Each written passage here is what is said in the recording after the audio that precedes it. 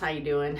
I just thought I would film a little end of week update video, and I wish I was like filming it in front of the truck. I was thinking about driving down there and doing that because I actually need to get a couple of adapters for the truck, and I was thinking I would just do a little quick once over, give it a clean up. Not that it is too bad actually, and that's one of many positives I have to say for my trainer is he's great in many ways, especially because he's very patient. He's very patient with me, and I'm sure there's many times when he wants to just do something for me because he's watching me struggle with it, and I know he's frustrated, but he doesn't really show that he's frustrated. He's super patient. Some of the stuff, like, I'm just so wishing I could show you guys more details. I have to be very, very careful, not just because of there's certain things I simply can't show and won't show because I'm not going to get myself kicked out of places that we load ever. That's like a 100% no-brainer. So I'm not really sure how exactly what my channel will look like going forward in terms of showing my work life or describing my work life, but I will just do my best to keep my content as interesting and informative as I can. And if you guys want to put anything in the comments, any questions or anything like that, if I can answer them, I will. So I guess we'll just leave it at that. But some of the things that I've had a hard time with, the physicality of the job, the actual like physical requirements are not too much, you know. There is like the hoses when you're unloading, they are full of fuel at the end of the unload, and you have to lift them up and walk them out from the trailer to the ground where they're connected, where they're dropping fuel into these underground reservoirs or tanks. They can be pretty heavy, and especially at the end of the day of sitting in the truck where I'm already in pain from sitting in the truck, that can be tough, you know, but it's nothing crazy. It's nothing like some of the things you do when you flatbed. I still haven't been doused in diesel yet, which is great, but I have had moments where at the pickups, there are these huge hoses that come down from like a ceiling height. They can be very awkward to maneuver because they are kind of heavy, but it's also just the way that they're mounted relative to my size and everything. So I think anyone who's like my size and doesn't have the same kind of leverage and height will maybe have a more difficult time with them. But a lot of it is just like getting used to how to use your weight and how to grip things and whatever, and how to like push them around the right way so you're not working against yourself, which is something that you can easily do. There's people smaller than me that do it, so it's not anything that's that difficult from a physical standpoint. It's more just like getting used to the basic like muscle memory of, and that's how it is for really anything. What else can I say? Just memorizing. For some reason, the load-ins are usually the easier thing for me to remember how to do all the steps in the right order and everything. It's more the drops that are a challenge for me in terms of like remembering the reason behind each step being in the order that it's in. That's the stuff that I've had a little bit more of a challenge with at times, and I've been having a hard time with fatigue. For some reason, like sometimes I'm just really tired and I have a hard time remembering the exact order of the steps, and I have to remind myself like, well, I'm doing this because this, and I'm doing this because that, and this needs to come before that, stuff like that. And it's nothing complicated. It's more just like, I feel like I'm a little slow on the uptake lately. I love that expression, side note, because I'm just tired and it's new. And also one of the things too that I want to share that is hopefully like a little helpful to somebody else who's like intimidated by learning new stuff is like, everybody learns differently. And I've really experienced that during the time I was a personal trainer, where I was so naive about, I shouldn't say it like that. I mean, I was, but when I was new at it and I was in my early mid 20s, and I had been working out in gyms since I was like 15 years old, and I was very comfortable in a weight room and stuff. I didn't understand that other people would learn differently than I learned. And it was all natural for me. I'm a super physical person, and lifting was somewhat of like a natural skill set for me, not necessarily a lot of strength, but technique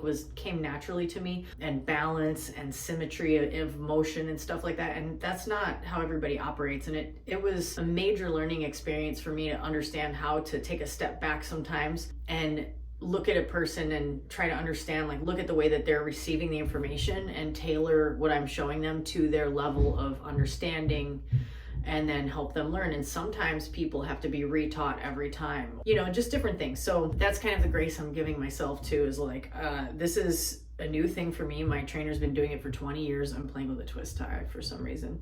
And I'm gonna get it. Like, it's all gonna click at some point, and then it's just gonna be boring. So for now, it's just a matter of like getting used to doing certain things. Some of the equipment, like at the places where we load, there's because I have to like grab things with my body, whereas my trainer is a big dude and he can just like, you know, it's nothing for him. He can easily like grab these hoses with these big, I don't know how to even say the description of it properly, but it's like this, you know. He can just be like, you know, and with me, I'm like using my whole body weight, and I'm like grabbing the things, and at the unloads, I'm using my legs to like grab the hoses while I do stuff with my hands, because it's just easier that way. Because I have to like grab things and like use my whole body, I'm getting like so much grease on me sometimes. It's not oil or like it's not fuel, it's grease, because they grease the parts, and then it's like, oh great, I got giant grease stains on my shit. So that kind of sucks. I did buy some new overalls, which hopefully will be here on Monday. But what else can I say?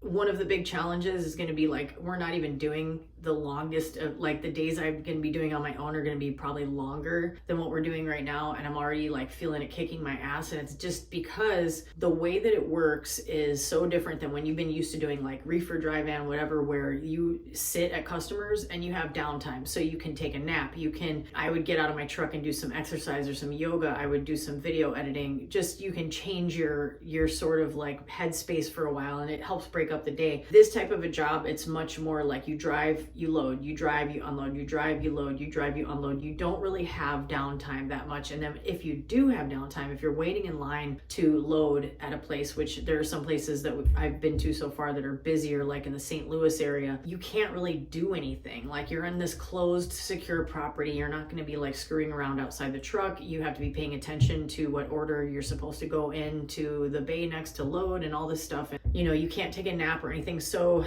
it is a lot more continuous attention required in this job. Not only that, but also when you're doing dry van, all you have to do is get to a place, check in, back your truck in, and chill and wait for them to be done. And that there's a lot of downtime which you're not getting paid for, and that sucks, but it is downtime that helps you handle like the long day or whatever. In this case, it's not like that. You stop, you get out, you have to do stuff, you have to be focused, because what you're doing is sensitive and you can't do things wrong. You know, you can't load the wrong stuff. It's not going to be like, oops, I loaded the wrong stuff. It's going to be like, oops, you're fired, you know. Or like, you know, you get to an unload and you put this, what's it called, cross something, you accidentally drop, like cross drop, you drop stuff in the wrong tanks. That is an unacceptable mistake that will get you immediately fired, like, because it makes them have to shut down an entire fuel station. Like, you know, that's not going to happen. So this is like more serious. It requires more focus from me than I've ever had to give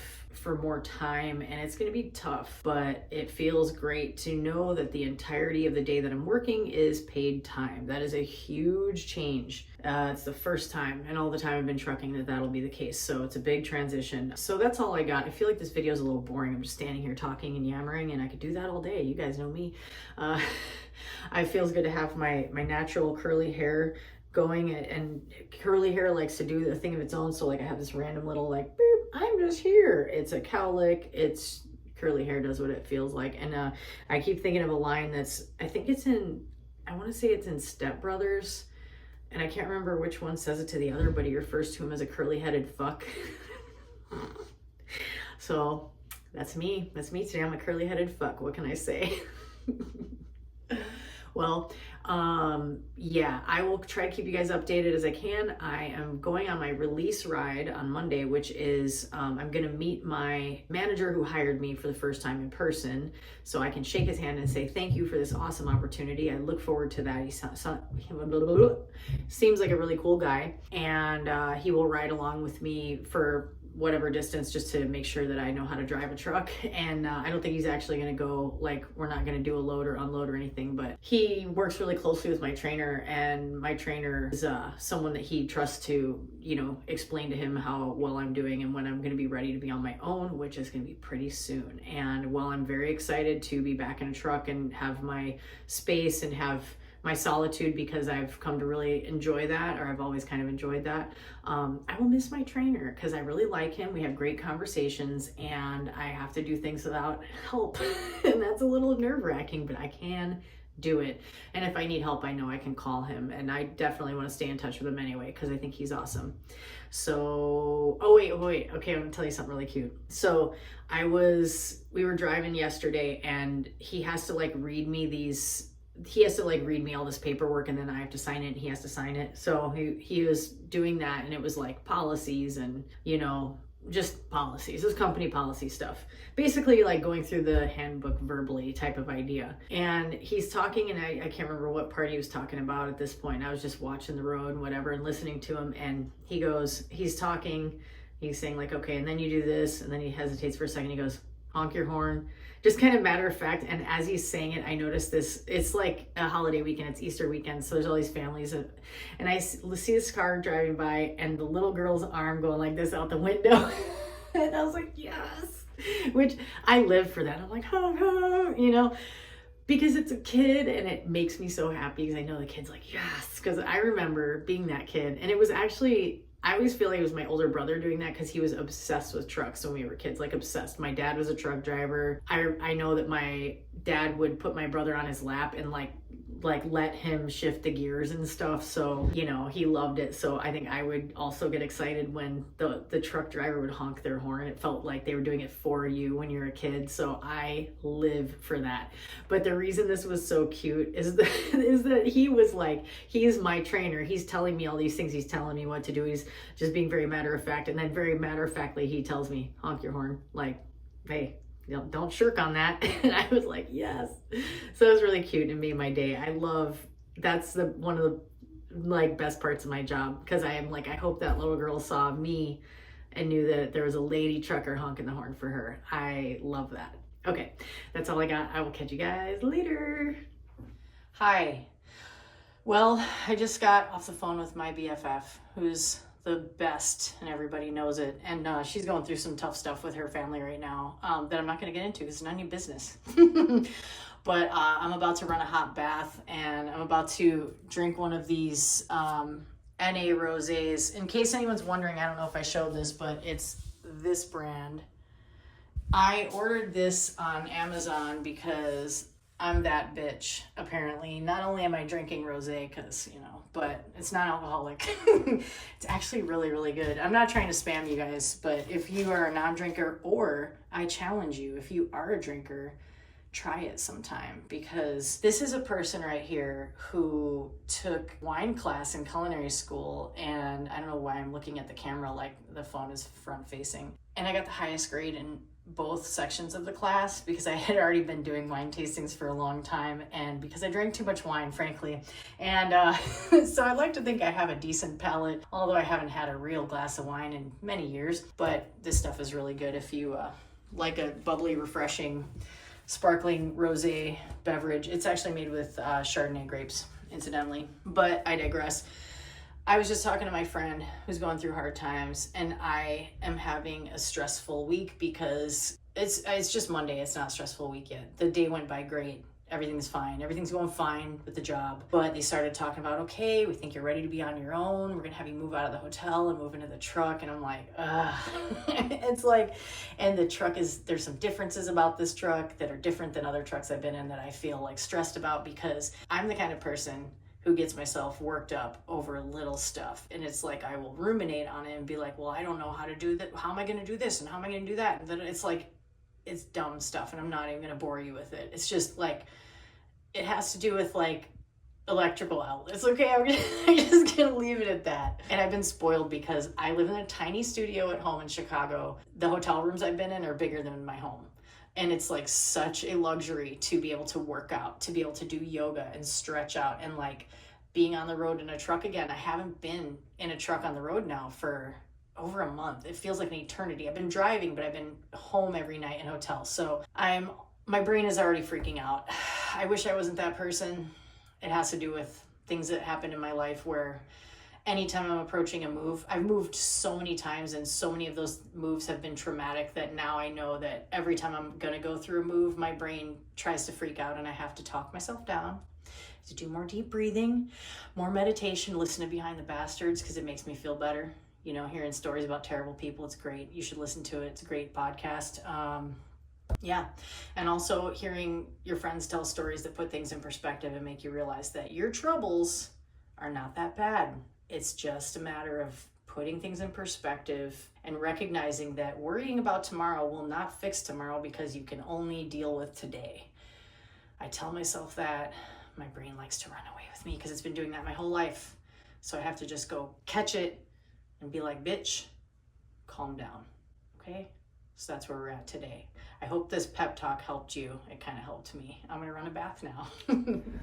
What's up, people? Haven't had a truck video in a minute, so I thought I'd shoot one real quick while we're waiting. While I'm waiting, the royal we. I'm waiting for my awesome trainer to come back from just grabbing something to eat. He had a weekly meeting he had to deal with after we got done with this unload, so he did that, and now he's grabbing food, and it's this, what feels like a holiday weekend. It kind of is because a lot of people are doing spring break and stuff, and then also there's this eclipse business, and where we are in southern Illinois, we're kind of like in an area where it's especially a big deal. Like they have t-shirts for it and stuff in the Loves, which I think is hilarious. It's gonna be a fun trip going back up north, and he's gonna be a minute in there, I think, because I just was in there and there's a lot of people in there. It's busy. Today is my last day of training officially. I'm glad I'll have one more day riding with my trainer. On Monday, he is going to drive my truck up north so I can load my stuff into it and park my car where it'll be parked while I'm on the road, which is a lot that I've parked before. When I worked for a different company, I had arranged to park there while I was on the road, and that worked out perfectly. So I'm glad I was able to get that coordinated again this time. It's easier getting back home from there because it's north of Chicago instead of south. So I don't have to go through the whole city after being on the road for a long time and sit in traffic. Although I almost don't mind it because I always like to ride along Lakeshore and look at the skyline and be happy to be back home. But anyway, I have like half a day of driving ahead of me just going back up home, and I'm excited to go home for a couple of days. And I can't say enough good about my trainer in terms of just being the most accommodating, patient person ever. And we were originally set up to have a full day today, and then I was going to drive up north, and I prefer to not drive at night after, you know, getting up super early. I've been up since 2:30 this morning because I had to move out of the hotel, so I had to repack everything into my car, which I did half of that last night, thankfully. I had a little moment of I was like, is there any way we could do anything different? And he quickly figured out a way to change it up so that another driver took the load that we were supposed to take, which would have been a trip to Kentucky and back. Sounds really far, but Illinois, like southern Illinois, Indiana, Kentucky, we're all kind of close. The borders are close in the area that we're in, so but it would have been a full day. So he really saved me by changing it up, and that's just, everyone I've dealt with so far at Gemini has been super accommodating and patient and cool to deal with. Very low key, very respectful, and that has been a really positive experience for me so far. So yeah, that's cool. All is well. I'm happy. I'm looking forward to a little bit of downtime. Not looking forward to the number of campers I'm about to be driving amongst in my car. Very much not looking forward to that, but we're gonna get through it and get home. And yeah, that's about it. So I will catch you guys later.